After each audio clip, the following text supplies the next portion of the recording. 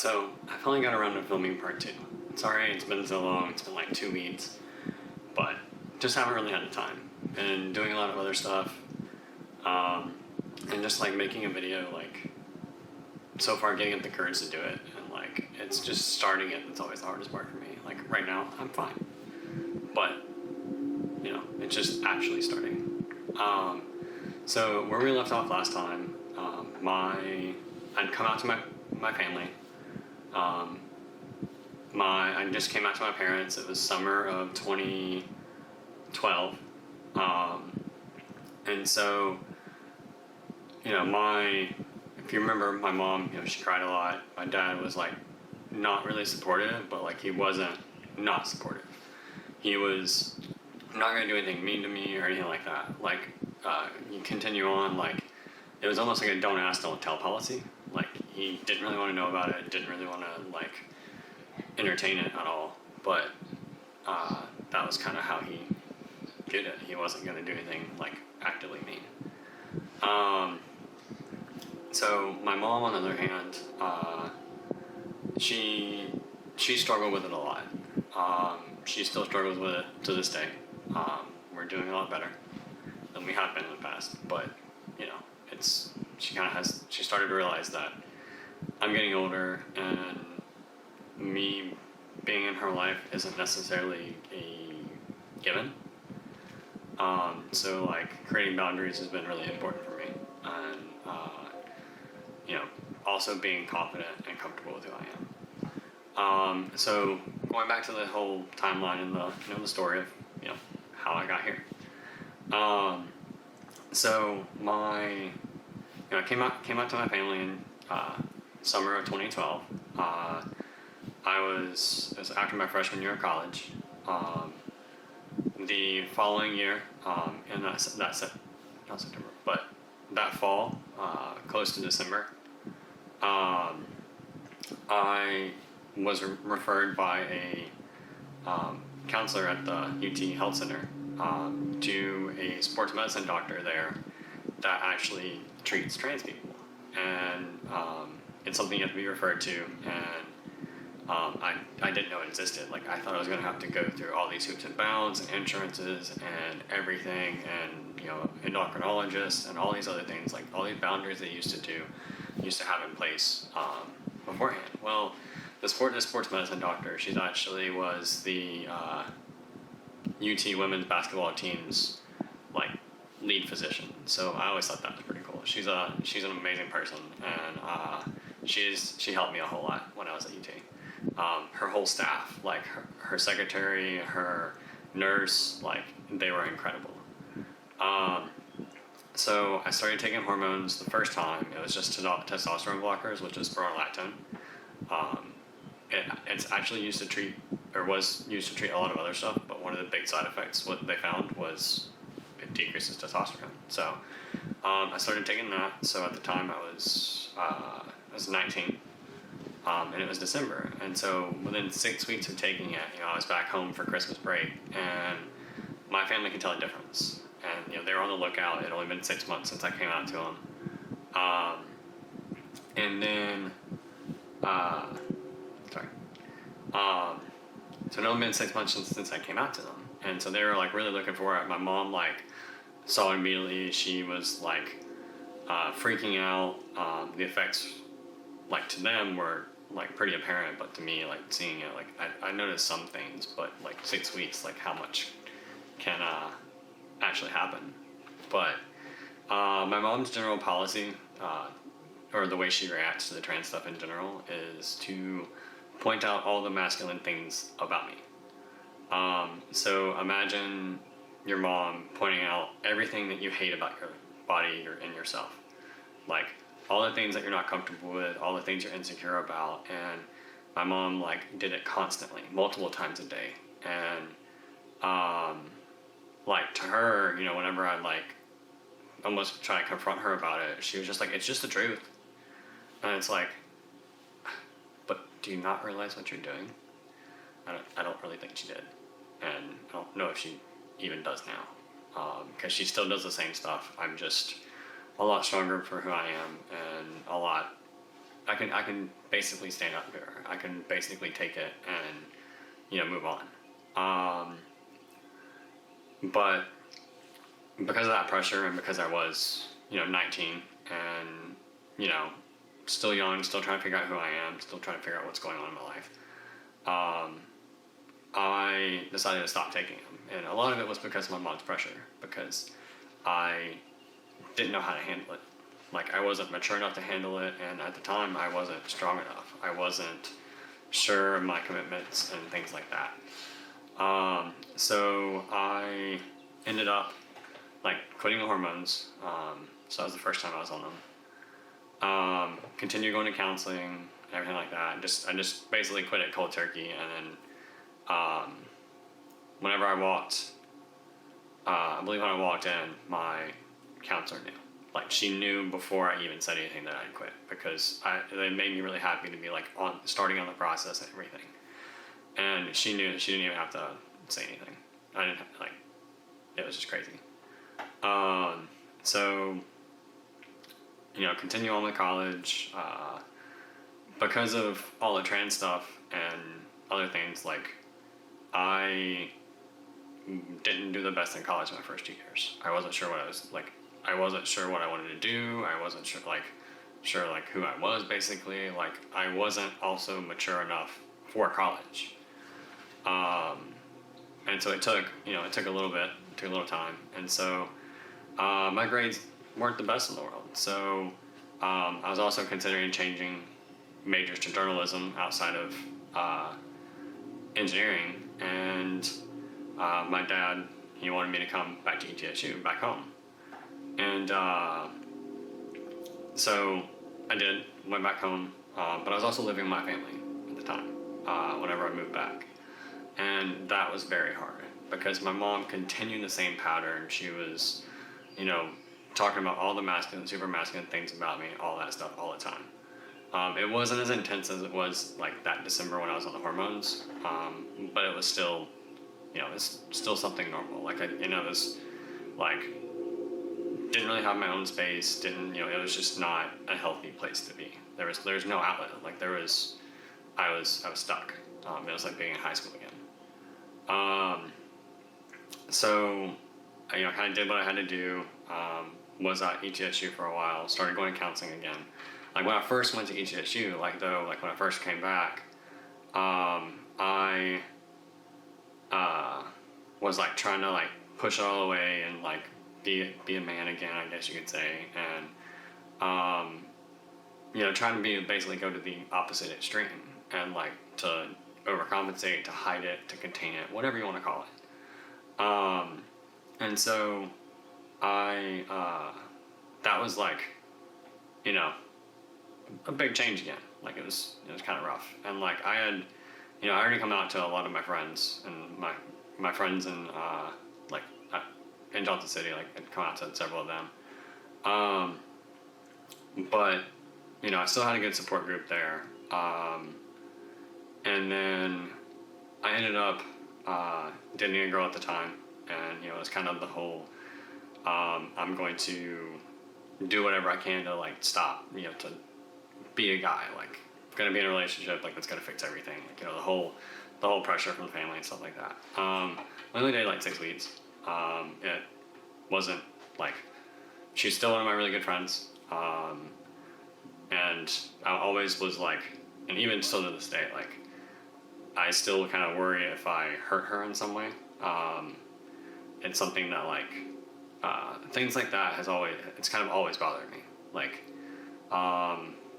Whenever a girl would be attracted to me or like me or something like that, and then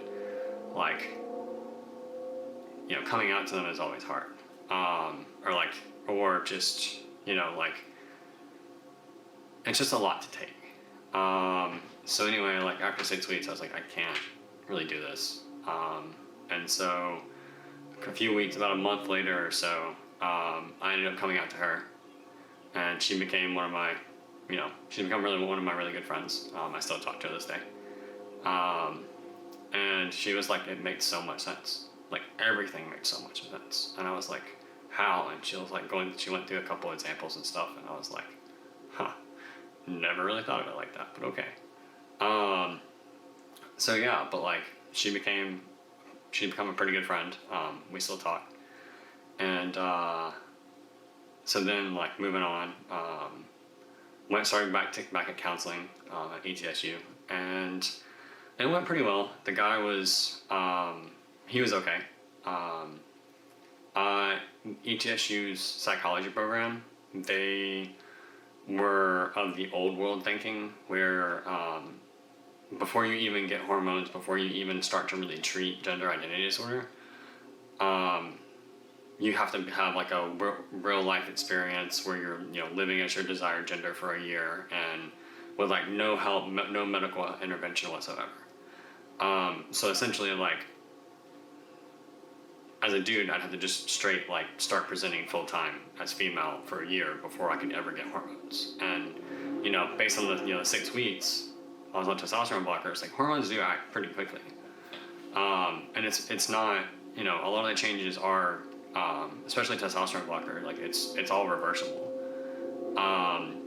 The estrogen and other things, it's not reversible to a degree. But regardless, like my biggest thing to him was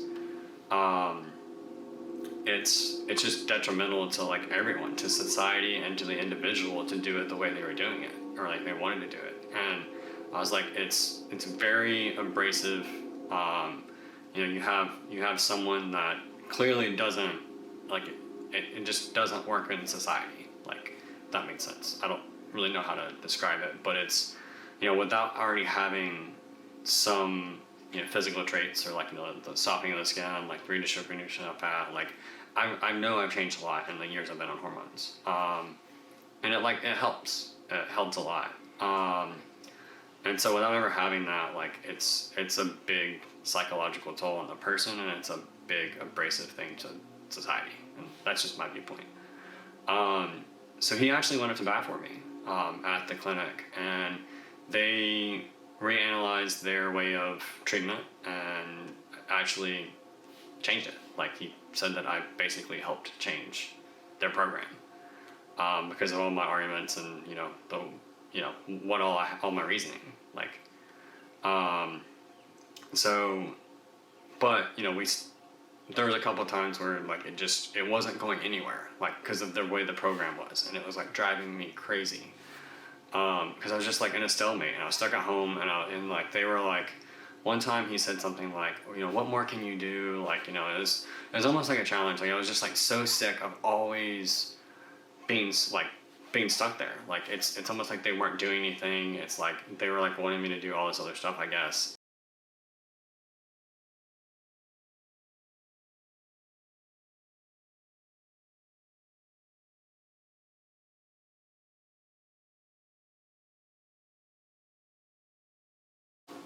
Yeah, I was like, screw it. Like I like ended up like ordering a dress and had it delivered to like a family friend, and went in dressed up, and like he was really shocked. Like he was like, whoa, what's going on? Like it was just such a big change because I was just so mad and so aggravated and was just like, I couldn't do anymore. Like I didn't know what he wanted me to do because I was living at home. And I was under like, my mom was like worried about it. Like it was basically under a microscope. Like it was just not the best environment in the world. It wasn't like I could transition at the time really. And so we kind of had to like take a little bit of a step back and, kind of talk about that a little bit. And because I was just so frustrated. And then I ended up discovering my calculator. Hey, girly. I discovered my calculator, like when I was like reorganizing some boxes or something. Like it was the summer after, I'd only been at ETSU for a year in the journalism program, and I discovered my calculator like the summer after, and I was like, wow, I haven't used this in like a while. Like I kind of miss all this. So I was like, okay, well, I'm also wanting to transition, and the doctor's at UT, so I wanted to go back to engineering. For multiple different reasons. And I wanted to go back to nuclear engineering specifically to like make sure that I went back to UT. So yeah, part of the reason I have a degree in nuclear engineering is because I wanted to transition at UT. Go figure. So, but yeah, like it was, I went back to UT and started on hormones. Let's see, when did I start? It was like the spring of the, like I went back to UT in spring of 2015. And I started hormones in that spring as well. It started, I believe, in March or April. And I was on hormones all the way up until like January of the next year. I was on testosterone blocker and estrogen, which after a year there was like a lot of effects. Like it was amazing. It was great. I remember walking down the stairs at one of the engineering buildings and like my boobs bounced for the first time ever, and I was like so happy and so excited, and like it was just like such a big deal to me. And I remember texting one of my friends about it, and I was just like ecstatic. And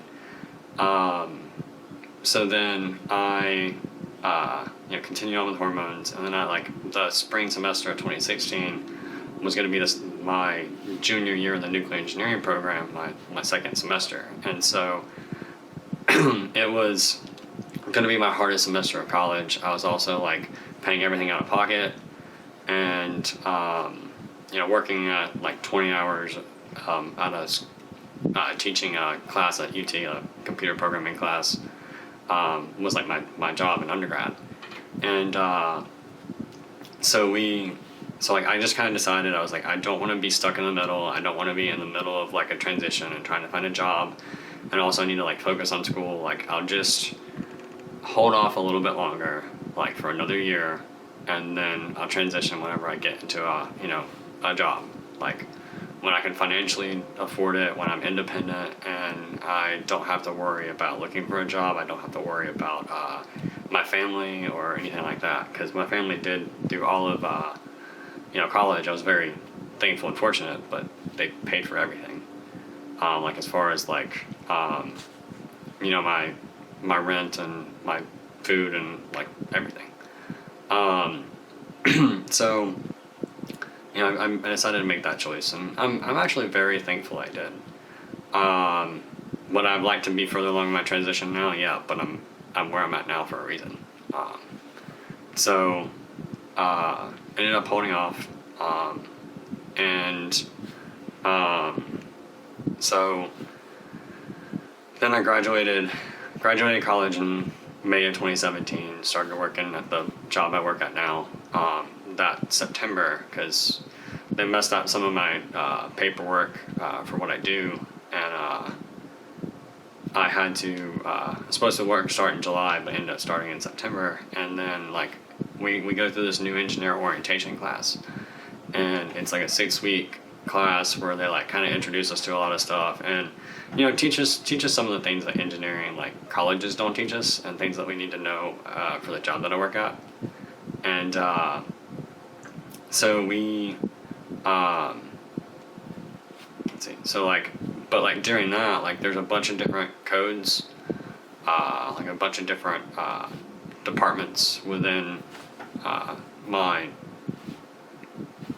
job, or my department basically. And so we basically had to do another interview. Like we had to do an interview within the shipyard. And so the code that I was slated for, I let them know in advance. Like I came out to one of the employees of that code, and she's been amazing since then. That's like not quite 4 years, but it'll be 4 years in September. But like I came out to her, and I basically wanted to know where I was going to be, like say, because I was planning on transitioning, and I was like, this is there's a little bit of a I guess a little bit of a risk, coming out that early at your first job.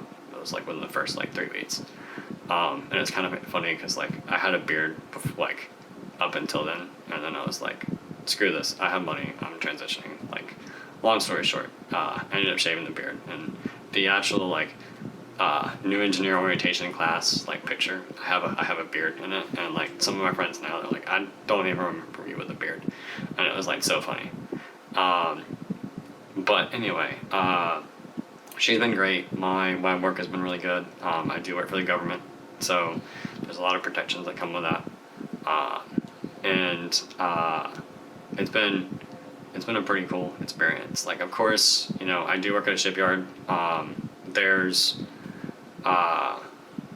like you have like a all mix of people, and so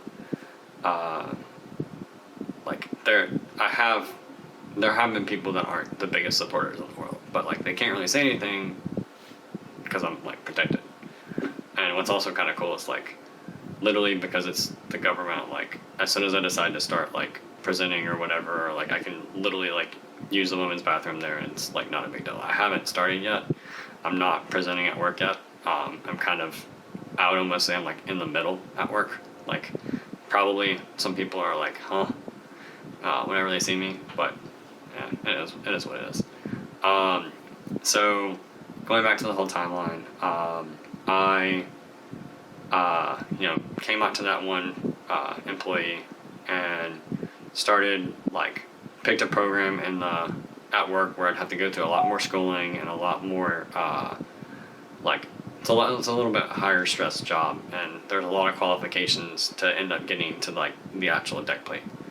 And like I went, finished up new engineer orientation class, went to like, they had a training program as well. Right at the very end of the training program, my dad passed away. It was suddenly, I got the phone call at 9 o'clock at night.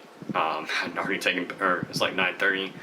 My sister's crying. She's like, hey, has anyone called you? And she was on her way home from Greenville, South Carolina. She's an ER doctor, so like, she knew things were really bad. Basically, my mom found my dad. He was in the bathroom. He has like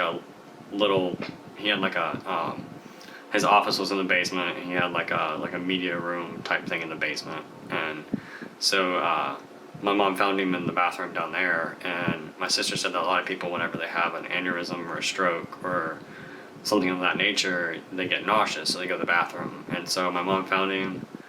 Long story short, I drove in town. It was very sudden. He was like early 60s. He'd smoked his whole life. We kind of figured there was probably something going on, but it just was so sudden. Like, I remember the last thing I said to him. Everything was just so fine, and it was just like immediate. Like, it was crazy. So there was a whirlwind of emotions. It's one of the hardest things, if not the hardest thing I've ever been through, surprisingly enough. And because of that, I was like, okay, emotionally, I can't handle transitioning right now. So I decided to like hold off, and like didn't, like a bunch of people, like a bunch of the bosses at work were already informed and stuff, and they also did still choose to pick me, to hire me in that code. So that was pretty cool. But yeah, like I decided to hold off on transitioning and like just kind of take some time to like let all the ripples settle, because it was insane. It was really hard several months. So then 6 months after that, my grandmother passes away. And so that was also not good as well.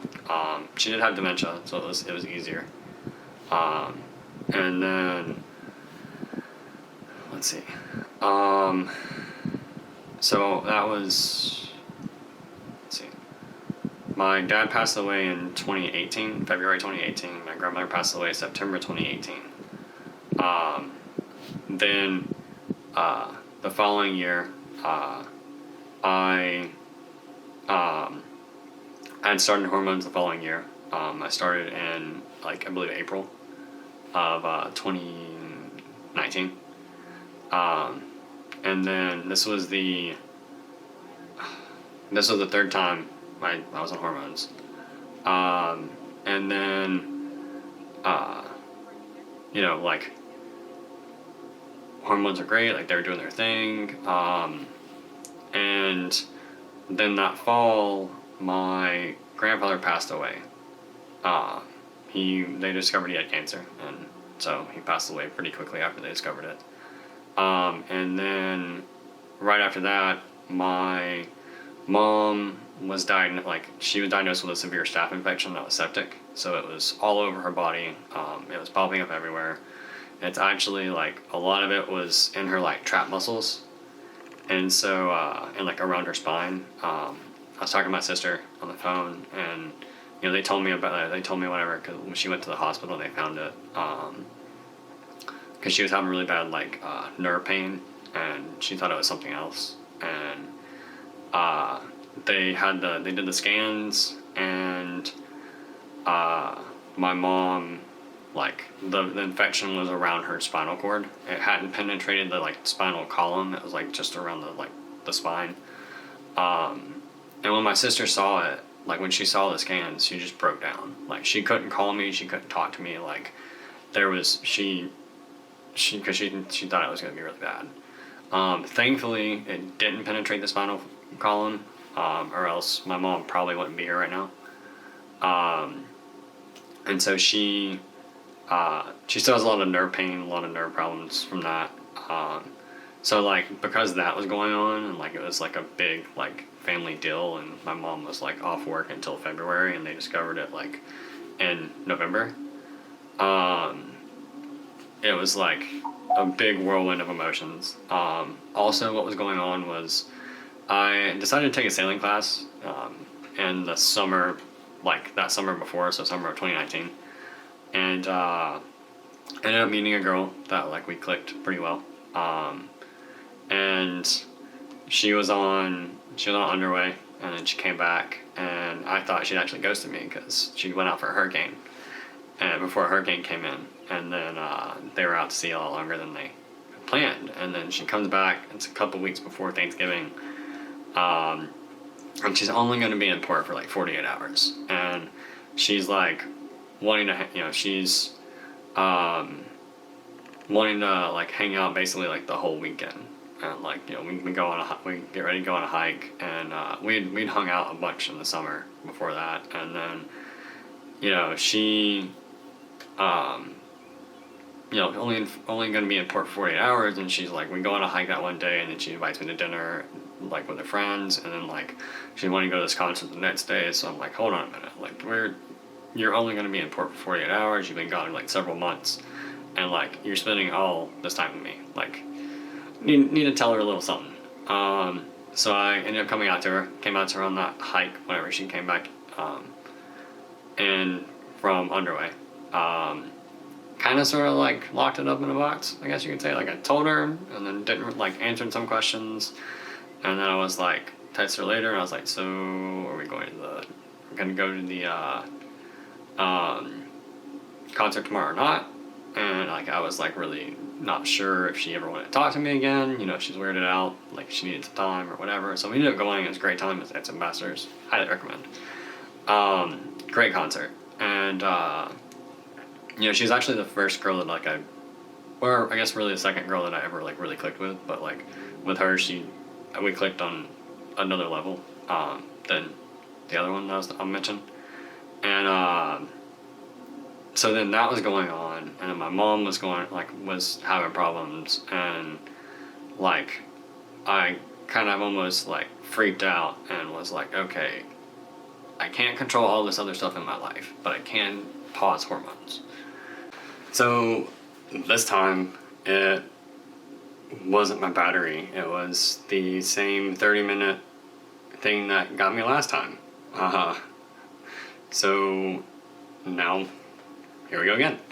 Not really sure how to fix that. Gonna have to look into it. But anyway, so yeah, like had a little bit of a freak out moment. Like there's just so much stuff going on in my life. I decided to like pause hormones for a little bit to figure some stuff out. I was like not necessarily regretting like the hormones and transition and stuff, but it was like I was having a hard time dealing with it, because like I just wanted to go run and hide and go like grow my beard out again, and start like doing the same type things I used to do, where it was like all the different coping mechanisms basically that I've developed over the years. And so I was like really freaking out. I lasered off a lot of my beard, so it was like not as full, so it was kind of patchy. And so I was like just freaking out. I was like, what have I done to my body? But, you know, like, I was like trying to run and hide. And, like, looking back now, like, first of all, like, for the record, like, I know I'm where I'm supposed to be right now, like, hands down. Like, will not go back. Like, I love it. And so the big thing that happened was, like, I realized, like, later on that I was, like, again, trying to be who the girl wanted me to be. Like, I was trying to be who she would be attracted to. Like, I'd done it once before, back in college, with this girl, and again, it, like, long story short, very similar situation. You know, I was off hormones. Like, my mom, like, she was out of work until like February. She was on like some really high strength antibiotics for a while, you know, to clear up all of her infection. And, you know, once things kind of settled and I like realized like things became more clear, I was like wanting to get back on the hormones, but I was also like still trying to be who this girl wanted me to be. Because I really wanted a relationship. Like we clicked really, really well. Like better than I've ever clicked with anyone, and it just was easy. But like some stuff happened. Won't go into details. I basically couldn't really like. I was like completely comfortable for a long time, and then she did some stuff where I couldn't trust her anymore. So I then started to like push for a relationship. I guess to get that commitment, to like get that sense of security. And I was also dealing with like I was going back. I was like regressing on the hormone stuff, like on my transition, and things were happening, and I was like freaking out, and like it wasn't healthy for either one of us, to be honest. But like, long story short, like we kind of figured out that we'd be, you know, better off as friends. And so I started hormones again. Like I told her, I started hormones again, and that started again in like March or April of last year. And so I've been on hormones since. Take prolactin, estrogen, and I also take progesterone, which like helps with boobs and stuff. Pretty nice. But yeah, like you know, like I'm so much happier now. Like I know I'm not going back. It did like scare me a little bit. I'm not gonna lie. And I'm sure that there's probably some people that's gonna see this, or like my family or something like that, that's gonna like freak out about it or like point back to that. And you know, I think it's all a growing process. We gotta figure things out. And now where I'm at and how comfortable I am, like I'm the happiest I've ever been.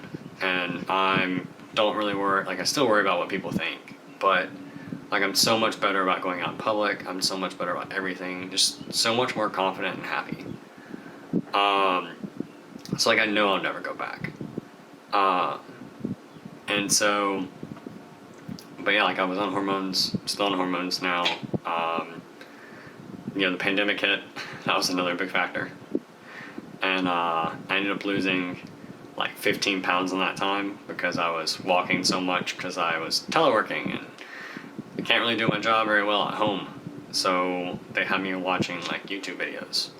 So I would like, or like LinkedIn learning videos or like Khan Academy stuff. And so like, those are great till you can walk to those. Like you can just hit play and you can just go walk. And so it's also eating really well.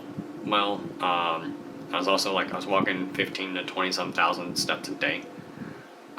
So yeah, like lost a bunch of weight, got in really good shape. You know, I actually looked really good in the swimsuit. Like a lot of like my friends complimented me like crazy. Like I looked better in one than they did. And then like, you know, things I started taking anti-anxiety medicine because I was diagnosed with generalized anxiety disorder, and that was one of the things that's helped me out the most. So if you have a lot of anxiety, if you worry a lot, like there's all these things that like I didn't know were symptoms, and like I couldn't understand it, and then like my anti-anxiety medicine like helped me more than anything, or just realizing that I have it. And the downside is like the medicine that I take, one of the side effects is you gain weight. So over winter, I actually gained a lot of that weight back. So I still haven't lost it all, that's for sure.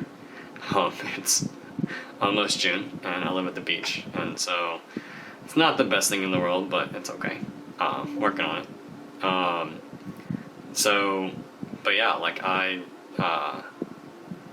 where I'm at now, like I'm happier than I've ever been. It just like blows my mind. I know I'm probably left a lot of stuff out. I feel like I wasn't quite as organized this time around, but regardless, like that's pretty much my story.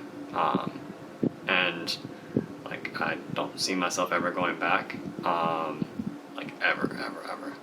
And I have some amazing friends here, and like heck, last night I actually went out for the first time in a skirt, and it was like I don't know, like just not caring about what people think.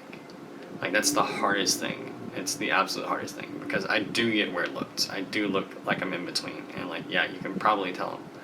Most people can probably tell, but like at the same time, like there's a lot of really cool people out here. There's a lot of really cool support, and it's also awesome that I don't live in my hometown anymore, where everybody knew me.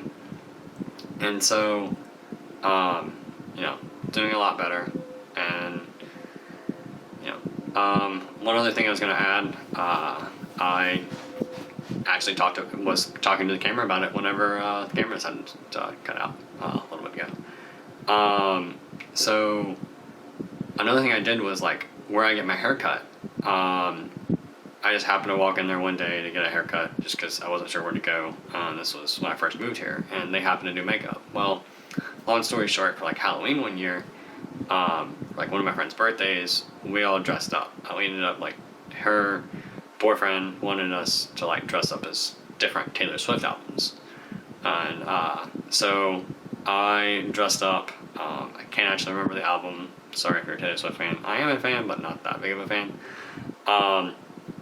So like I dressed up, like had my makeup done, had a wig, whole 9 yards, and the lady at the like one of the people at the place to get my hair done, like she was literally like, I think we helped him discover something more than like he was really happy. Like I couldn't stop smiling when I first saw like my makeup and stuff. Like I was shocked because like I like there's a bunch of reasons and a bunch of things that are going through my head, but like I always thought I'd be like really ugly, that I'd never pass and all this stuff, and like I ended up looking pretty good. I mean, given that I was also like professional makeup was professionally done, but like it was my first time actually out in public, and it was absolutely incredible. But anyway, I'm gonna wrap this up. I'm probably gonna try to edit some of this as well. But thanks for watching, and until next time.